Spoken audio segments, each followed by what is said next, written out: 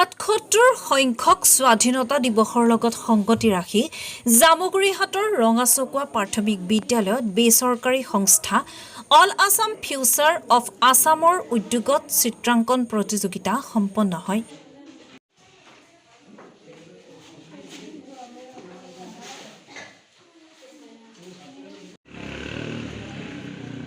তিনিটা শাখাত অনুষ্ঠিত কৰা চিত্ৰাংকন প্ৰতিযোগিতাখনত অঞ্চলৰ প্ৰায় অৰ্ধশতাধিক ছাত্ৰ ছাত্ৰীয়ে অংশগ্ৰহণ কৰে।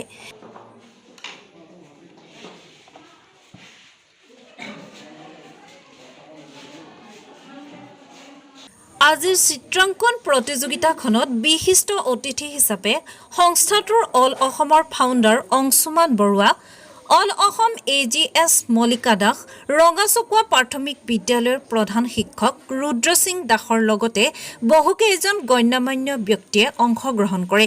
শেষত শীৰ্ষস্থানৰ টপ 10 প্ৰতিযোগীক একোখনকৈ প্ৰশংসা পত্ৰৰে অভিনন্দন জ্ঞাপন কৰে।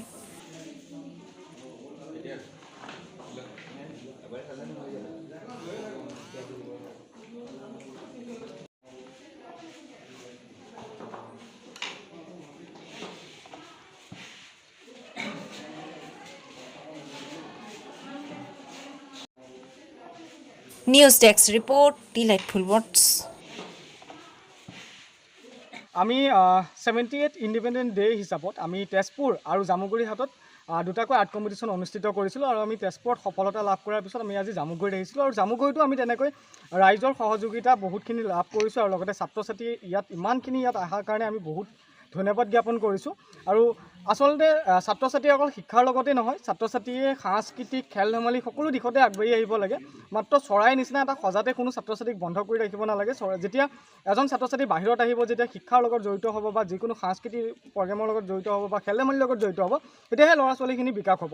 আৰু ল'ৰা ছোৱালীখিনি বিকাশৰ বাবে আমাৰ এই ভৱিষ্যতৰ অসমে কাম কৰি আছে, কাৰণ অসমত থকা প্ৰতিজন ব্যক্তিয়ে হ'ল ভৱিষ্যতৰ অসম।